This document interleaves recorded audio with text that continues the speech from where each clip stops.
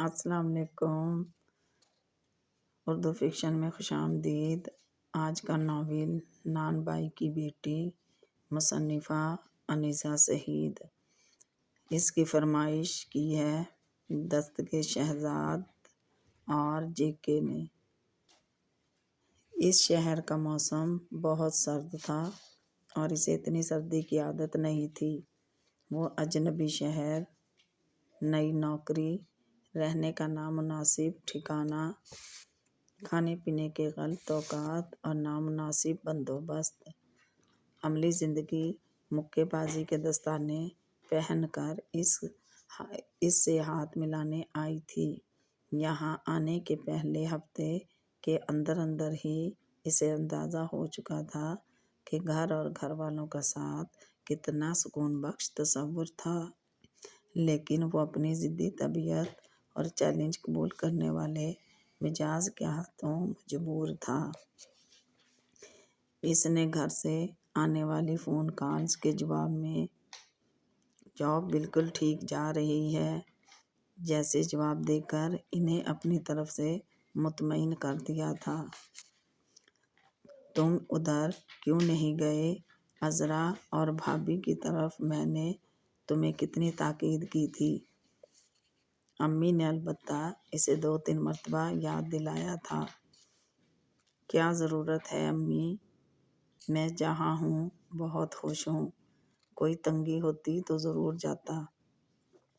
اس نے لاپرواہی سے کہا اور کلی اڑی دیواروں کو دیکھا جو اس کمرے کے چاروں طرف کھڑی تھیں جس میں وہ اتنے دنوں سے رہ رہا تھا۔ اس کمرے کا فرش بھی جگہ جگہ سے اکھڑا ہوا تھا اور صفائی نہ ہونے کی وجہ سے میلا بھی لگتا تھا۔ لکڑی کے ایک ڈیسک نما میز، ایک بغیر گدی کی کرسی اور ایک نواڑی چارپائی جس کی نواڑ کئی جگہ سے ٹوٹی ہوئی اور یکساں ہموار پائے نہ ہونے کے باعث ہلتی جلتی چارپائی پر اس کا صاف ستھرا بستر پلش کے لحاظ سے مترقع تھا۔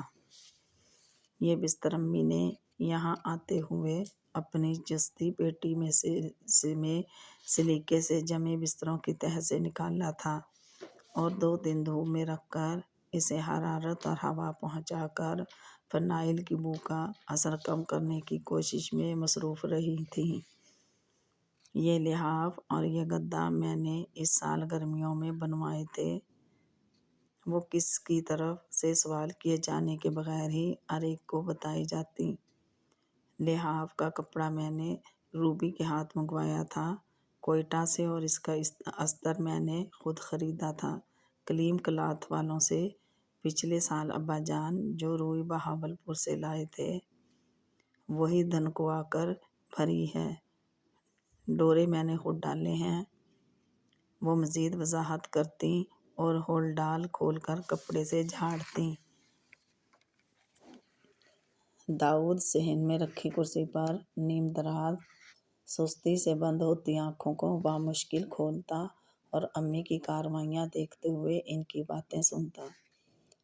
وہ اس تذکرے سے کبھی کبھی چڑ بھی جاتا تھا، لیکن اس اجنبی شہر کی نامانوس فضا میں دن بھر کی خواری کے بعد تھکے ہوئے جسم کے ساتھ جب وہ بستر پر دراز ہوتا اور اس لحاف کو سر تک اوڑھتا تو اسے ایک ایسی مانوس نرمی اور حرارت کا احساس ہوتا کہ وہ کچھ دیر کے لیے باہر کی دنیا کی تمام مشکلات بھول جاتا۔ اس سرد ترین اور قہر آلود شہر کے ناموافق موسم میں اگرچہ یہ اکیلا لحاف ٹھنڈ کی شدت سے بچانے کے لیے کافی نہیں تھا، مگر وہ ادنیٰ سویٹر، جیکٹ، موزوں اور ٹوپی سمیت جب اس لحاف میں گھستا تو آپ ہی آپ اس کے سردی سے بجتے دانت آہستہ آہستہ بند ہونے لگتے اور اکڑے ہوئے مجمد ہاتھ سیدھے ہو کر حرکت میں آنے کے قابل محسوس ہونے لگتے۔ اسے اس لحاف کے استر سے امی کی مہک اٹھتی محسوس ہوتی۔ لحاف میں ڈورے امی نے اپنے ہاتھوں سے ڈالے تھے۔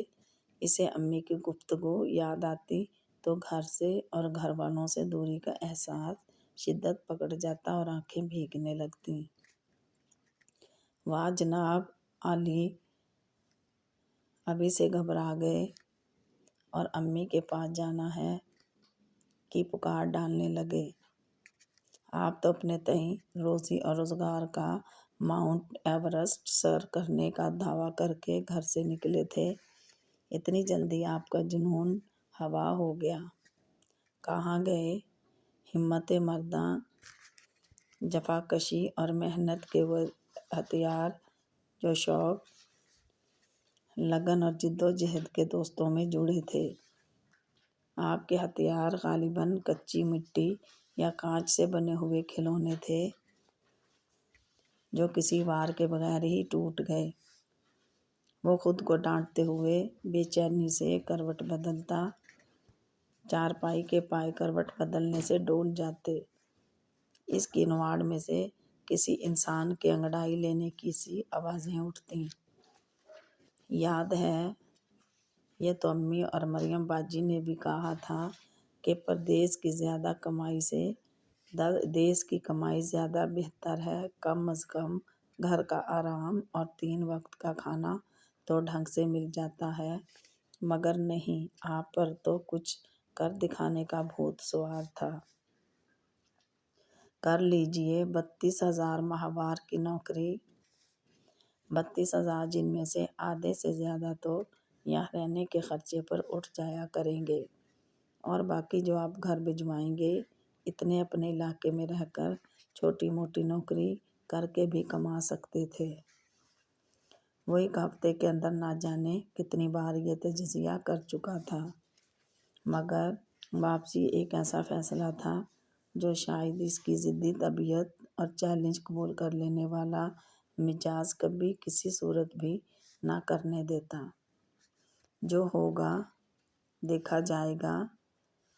लिहाफ का सिरा ज़रा सा खिसकने पर कमर की यख फिजा महसूस करने के बाद वो करवट बदलते हुए सोचता और चारपाई के बजने और टूटी नवाड़ की दहाइयों में अपने दांत खटखटाने की आवाज़ भी शामिल कर देता। मौसम भी बदलेगा, सदा इतनी सर्दी तो नहीं रहेगी, वो खुद को तसल्ली देता। बेहतर रिहाइश भी तलाश कर लूँगा। लिहाफ के अंदर छाए अंधेरे में उम्मीद की किरण अपना हाथ इसके हाथ में देती और खाना सोचों में मगन जागते रहने पर इसका खाली मैदा दिहाई देने लगता और इसे याद आता कि वो चने और चावल जो इसने शाम 5 बजे दफ्तर से वापसी पर बतौर डिनर के खाए थे, वो कभी के हज़म हो चुके। ज़रा कदम जम लें, सुना है इस शहर में एक से एक होटल मौजूद है। वो तसल्ली किए कर लो पर नज़रें गाड़ता और फिर लिहाफ के अंदर हरारत इसके ठठरते जिस्म को अपनी आगोश में मुकम्मल तौर पर जकड़ लेती और इसकी आंखें बंद होने लगती। नींद की देवी वो वाहिद फराग दिल खातून थी जो ऐसे में भी इस पर बिलाखिर मेहरबान होने लगती। एक और रात ख़त्म होने लगती।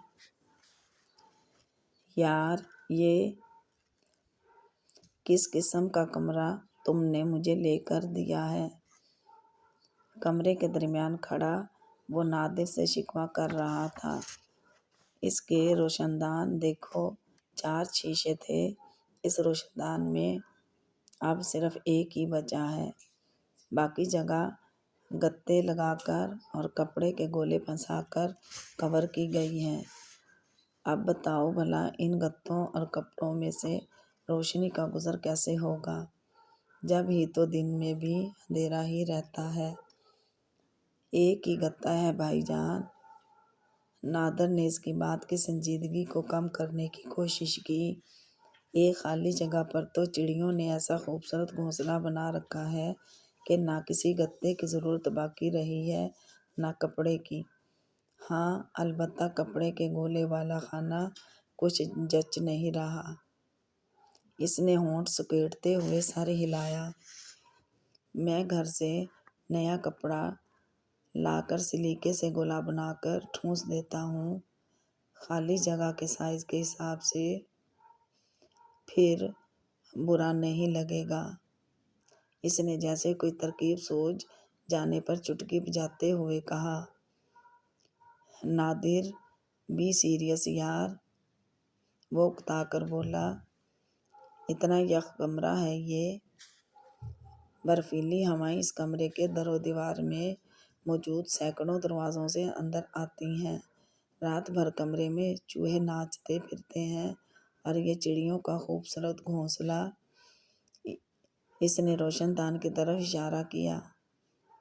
اس میں بھی رات بھر چڑیوں کو نیند نہیں آتی، مسلسل چوں چوں کرتی رہتی ہیں۔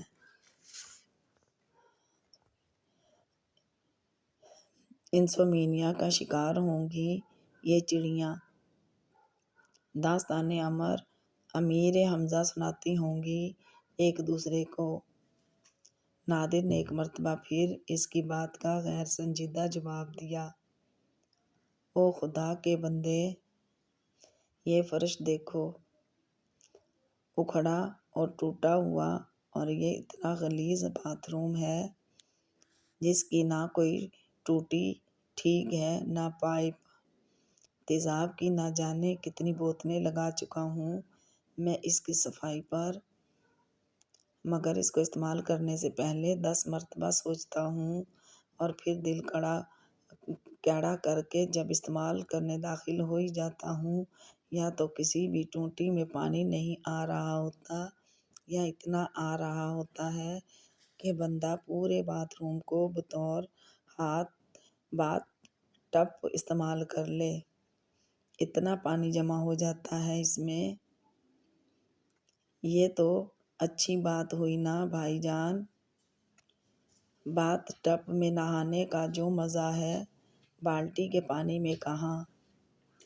ہاں، اتنے یخ پانی سے بھرے باتھ ٹب میں نہانے لگا تو میری اکڑی ہوئی لاش ہی ملے گی کسی دن یہاں۔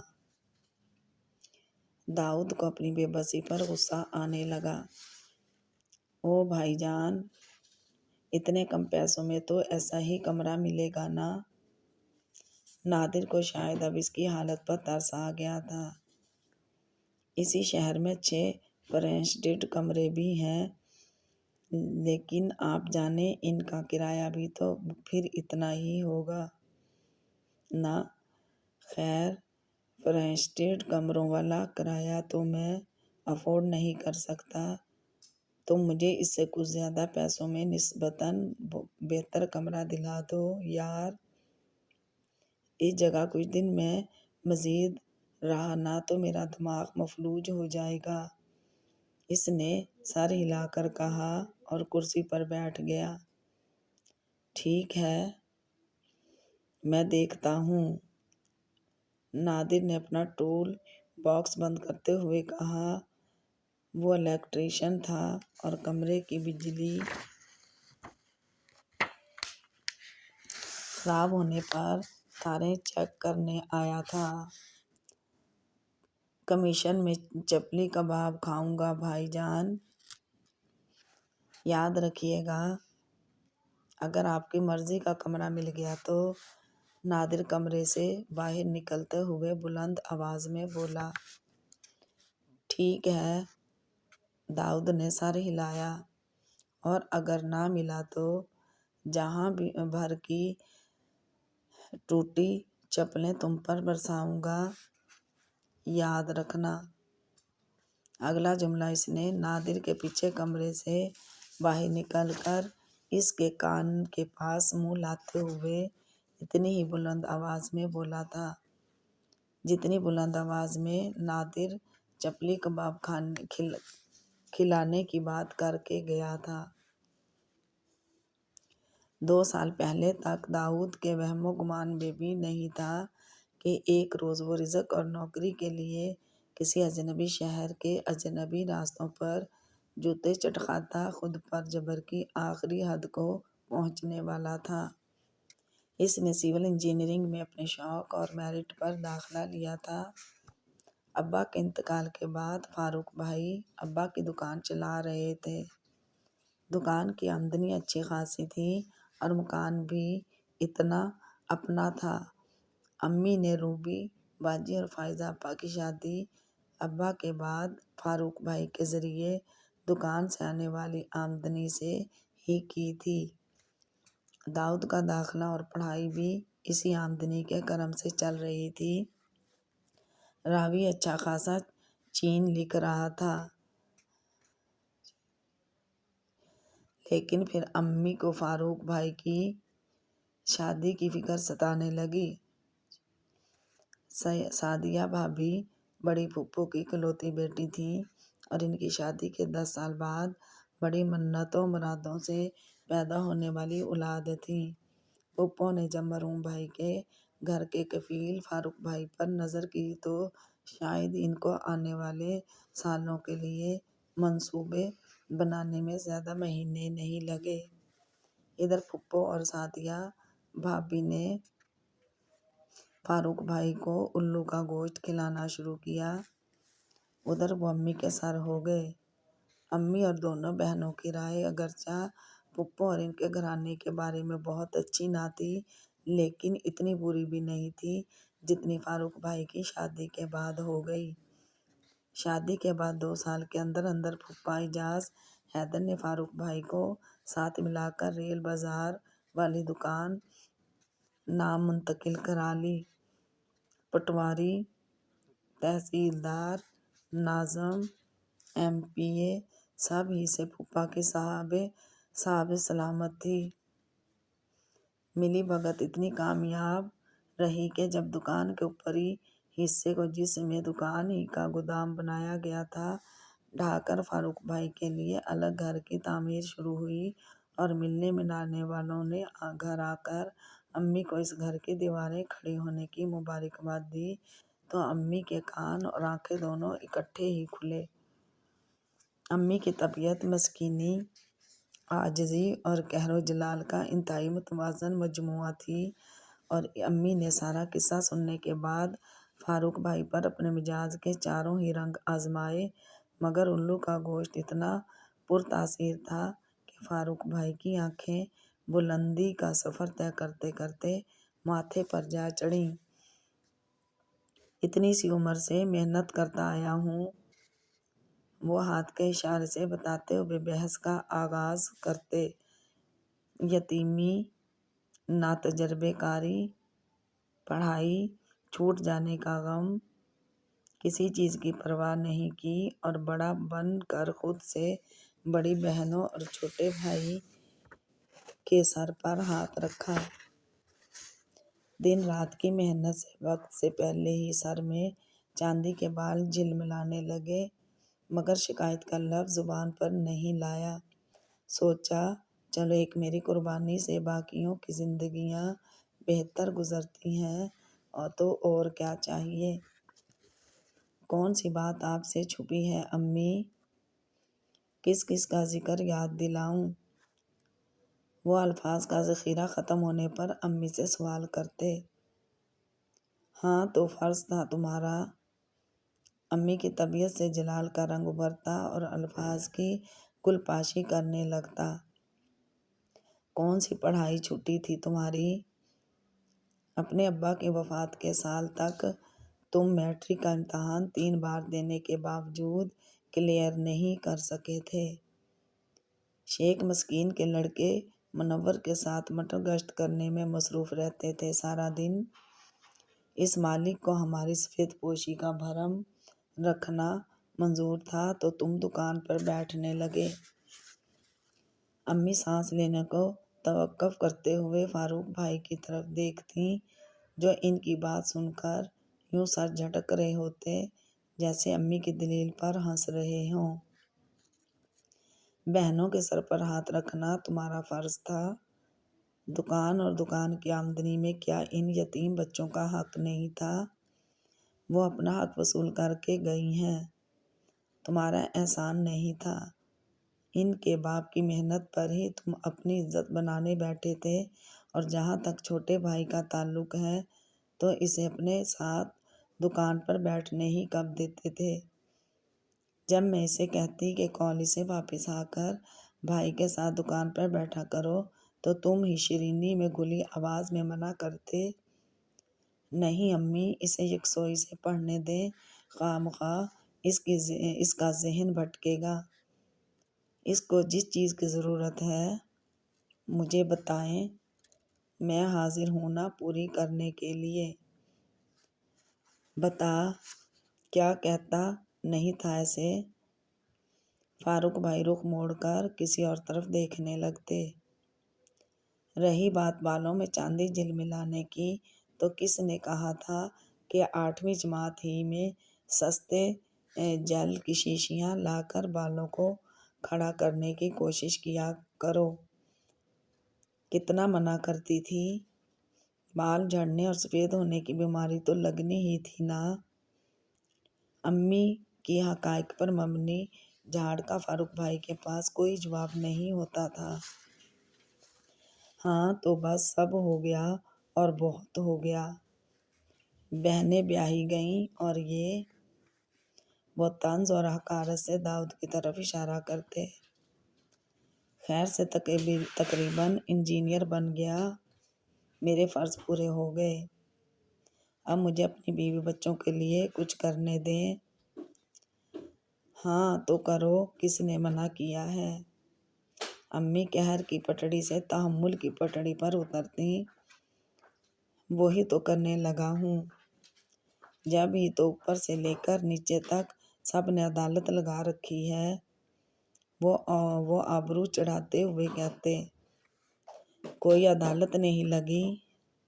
امی عاجزی کی پٹری پر رک جاتی، یہ گھر حاضر ہے، اس میں دل چاہے تو ہمارے ساتھ مل کر پکاؤ، چاہو تو اپنا ہانڈی چولہا الگ کر لو، مگر یہاں سے کہیں اور جانے کی بات کیوں کرتے ہو؟ بات ہی نہیں کر رہا صرف، بلکہ جا بھی رہا ہوں۔ وہ اکڑ کر امی کی عاجزی پر چڑھائی کرتے۔ اچھا، امی عاجزی کی بکل کھینچ کر اتارتی، ضرور جاؤ، مگر پہلے ذرا دکان کی چابیاں میرے حوالے کر دو۔ وہ کیوں کروں؟ فاروق بھائی بے اعتبار کرتے کی جیب پر ہاتھ رکھتے، خواہ اس میں چابیاں ہوتیں یا نہ ہوتیں، میں نے دی تھی نا تمہیں، مجھے واپس کرو، میں خود اس کا فیصلہ کروں گی۔ امی انگلی سے اشارہ کرتی کہ چابیاں فوری طور پر ان کے حوالے کی جائیں۔ فیصلہ تو ہو چکا، فاروق بھائی چہرے پر مکارانہ مسکراہٹ سجا لیتے۔ دکان میری، گھر داؤد کا، کیا مطلب؟ امی چمک کر کہتی، کس نے تمہیں اکیلے بٹوارا کرنے کا اختیار دیا ہے؟ میں بڑا ہوں نا۔ وہ اپنے سینے پر ہاتھ رکھتے، ہر معاملے میں مجھے بڑا بڑا کہہ کر کام نکلوائے گئے کہ نہیں؟ تو جب میں ہی بڑا ہوں تو فیصلہ بھی مجھے ہی کرنا ہے نا۔ بے انصافی پر مبنی تقسیم کا اختیار نہ تمہارے پاس ہے نہ میرے پاس، اور یہ یاد رہے کہ یہ دونوں چیزیں تمہارے باپ کی وراثت ہیں، اور ان کی وراثت میں دونوں بیٹیاں بھی ہیں۔ آپ اور دونوں بیٹیاں بھی اسی مکان سے حصہ لے لیں، دکان تو مجھ اکیلے کے نام ہو چکی۔ وہ امی کی بات سنی انسنی کر کے اٹھ جاتے۔ دکان کیسے تجھ اکیلے کے نام ہوئی؟ کس نے کی؟ کیوں کی؟ امی کے سوالوں کے جواب پٹواری، تحصیلدار، ناظم، پرانی اور نئی فائلوں کے کاغذوں کے درمیان کہیں بکھرے پڑے تھے، مگر بدلتے حالات کی سختی کے آگے ہمت نے اتنی جلدی جواب دیا کہ سر اٹھا کر سوال کرنے کا ارادہ ترک کرنا پڑا۔ فاروق بھائی کی ماتھے پر چڑھی آنکھوں پر لالچ اور بیگانگی کی چربی بھی چڑھ گئی۔ اور وہ اپنے نئے گھر میں شفٹ ہونے کے بعد یوں لا تعلق ہوئے جیسے کسی کو پیچھے چھوڑ کر آئے نہ ہی کسی کو پہچانتے تھے۔ چند ہی دنوں میں لوگ ان کا یہ فعل بھول کر انہیں ریل بازار والے فاروق سیٹھ کے نام سے یاد کرنے لگے تھے، اور امی داؤدو کے ساتھ اس رات مرلے کے پرانے گھر میں بدلتے وقت اور حالات کا ماتم کرنے کو اکیلی رہ گئی تھیں۔ میں نے کتنا منع کیا تھا امی، بڑی پھپھو کے گھر رشتہ نہ کریں، پچھتائیں گی، لیکن آپ پر بیٹے کی محبت کا بھوت سوار تھا۔ ایک بہن کہتی، جادوگرنیاں ہیں دونوں ماں بیٹی، یاد نہیں ابا کی زندگی میں کیسے پھپھو ان کا سایہ بن کر رہتی تھیں۔ مجال ہے جو گھر میں آپ کے کچھ چلنے دیں، دوسرے سارے خیال کرتے۔ شکر کریں داؤد کی انجینئرنگ ہو گئی، ورنہ نہ جانے کیا حال ہوتا۔ پہلی کو خیال آتا 6 ماہ کے اندر ہی ان کی تمام بچتیں اور کمیٹیاں اپنے اختتام کو پہنچ چکی تھیں۔ وہ امی، بہنوں اور بھائی سے بھی کبھی کبھی بھی بہت زیادہ بے تکلف نہیں رہا تھا۔ کبھی کبھی اسے ایسا لگتا ابا کی وفات نے اس کی زندگی اور شخصیت پر بہت گہرا اثر ڈالا تھا۔ وہ اس وقت کالج کا طالب علم تھا، گو وہ ابا سے بھی خاص بے تکلف نہیں تھا، مگر ان کے ہونے سے اسے جو احساس تحفظ حاصل تھا وہ ان کے بعد کوئی اور نہیں دے سکا تھا۔ فاروق بھائی کفالت کرنے کے زحم میں مبتلا ہو کر اپنا قد اتنا اوپر نکال گئے کہ سر اٹھا کر انہیں دیکھنے کی کوشش میں اس کی گردن تھکنے لگتی۔ اسی لیے اس نے خود کو اپنی ہی ذات کے حصار میں مقید کر لیا۔ امی کا خیال تھا وہ ہمیشہ سے ہی کم گو تھا۔ اس کی اور بڑی بہنوں اور بھائی کی عمروں میں خاصا تفاوت بھی تھا، اس لیے وہ ان سے بے تکلف نہیں تھا۔ کبھی کبھی اس کا دل چاہتا وہ امی کو بتائے کہ ایسا نہیں ہے۔ وہ ان سب سے کھل کر ڈھیر ساری باتیں کرنا چاہتا تھا، مگر اسے سب اپنی اپنی دنیا میں مگن نظر آتے تھے جہاں اس کی دخل اندازی کی گنجائش نہیں تھی، اس لیے وہ ان کے دروازوں پر دستک دیے بغیر ہی لوٹ آتا تھا۔ مگر اس کی زندگی امی کو ایسا کچھ بتائے بغیر اپنے کم گو تاثر کے ساتھ ہی ٹھیک گزر رہی تھی، اس لیے اس نے انہیں کبھی بتانے کی کوشش بھی نہیں کی تھی۔ داؤد، تم کوشش کرو تمہیں نوکری جلدی مل جائے۔ اب یوں ہونے لگا کہ سب ہی ایک، کبھی دوسری بہن اسے مشورہ دینا نہ بھولتی، مگر نوکریاں منڈی میں کھلے عام بکنے والا مال نہیں تھیں کہ جیب سے پیسہ دے کر خرید لی جاتیں۔ اگر وہ ایسی جنس تھی بھی تو اس کی جیب میں ان کو خریدنے کے لیے پیسہ نہیں تھا۔ تمہارے بھائی جان کہتے ہیں کہ اگر نہیں مل رہی اپنے شعبے میں نوکری تو فی الحال داؤد یہیں کوئی چھوٹا موٹا کام کر لے۔ دوسری بہن مشورہ دیتی، وہ سر ہلا دیتا۔ وہ اپنی اس کم گوئی کی وجہ سے اکثر ان کو یہ بھی بتا نہیں پاتا تھا کہ وہ نوکری کی کوشش کر رہا تھا، اور فی الحال اس نے ایک ٹیوشن اکیڈمی بھی جانا شروع کر دیا تھا۔ وہ شام کو وہاں حساب اور فزکس پڑھاتا تھا۔ وہاں سے اتنی رقم ضرور مل جاتی تھی کہ امی کا ہاتھ تنگی سے بچ جاتا، مگر کاغذ کا وہ ٹکڑا جسے ڈگری کہتے تھے ہر دم اس کی آنکھوں کے سامنے ناچتا تھا۔ اس نے بہت محنت کے بعد کاغذ کا وہ ٹکڑا حاصل کیا تھا، اور جو کام وہ کر رہا تھا وہ تو اس کے بغیر بھی کیا جا سکتا تھا۔ اس نے پہلے سے زیادہ شدت سے اپنے شعبے میں نوکری حاصل کرنے کی کوشش کرنا شروع کر دی۔ ایک غیر ملکی تعمیراتی کمپنی کی طرف سے اسے انٹرویو کے لیے لاہور بلایا گیا اور غیر متوقع طور پر تجربے اور سفارش کے نہ ہونے کے باوجود اس کا انتخاب بھی ہو گیا۔ اس کمپنی کو شمالی علاقے میں سڑکوں کی تعمیر کا ٹھیکہ ملا تھا۔ اس کمپنی کے ساتھ 2 سال کا معاہدہ ہوا جو کارکردگی کی بنیاد پر توسیع بھی پا سکتا تھا۔ گھر میں کسی کو بھی یہ نوکری پسند آئی تھی، نہ اجنبی علاقے میں جا کر رہنے کا خیال۔ امی، یہ بنیادی تنخواہ ہے، اس میں الاؤنسز شامل کر لیں تو بہت زیادہ بن جاتی ہے، اوپر سے کام بھی میری پسند کا ہے، مجھے جانے دیں، اسی میں بہتری ہے۔ یہاں اکیڈمی میں پڑھا پڑھا کر میرا ذہن زنگ آلود ہو کر رہ جائے گا۔ وہ یہ نوکری کرنے کا فیصلہ کر چکا تھا اور اسے امی کو ہر حال میں منانا تھا۔ اجنبی علاقہ ہے، اوپر سے کمپنی اپنے ذمہ رہائش اور کھانے کا انتظام بھی نہیں لے رہی۔ تمہیں تو گھر سے باہر کی مشکلات کا اندازہ ہی نہیں، تم کیسے رہو گے وہاں؟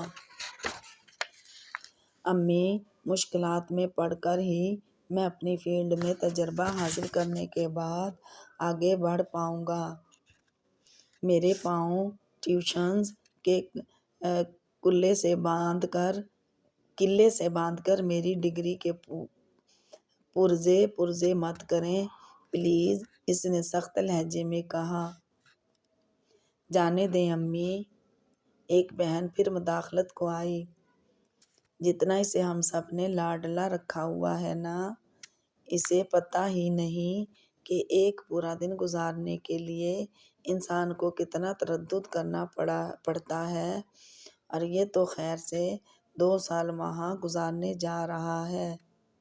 جانے دیں، چند ہی دنوں میں آٹے دال کا بھاؤ پتہ چل جائے گا۔ بہن کے الفاظ اس کے لیے وہ چیلنج بن گئے جسے ہر قیمت پر پورا کرنے کی خاطر اب وہ اس اجنبی علاقے کے نامانوس ماحول میں، اس ناقابل برداشت کمرے میں صرف ایک بستر اور رضائی کے دلخوش کن تصور کے ساتھ گزارا کر رہا تھا۔ ویورز، نان بائی کی بیٹی مصنفہ انیسہ سعید کی اس ناول کی پہلی قسط آپ کی نظر کی ہے، دوسری قسط لے کر حاضر ہوں گی۔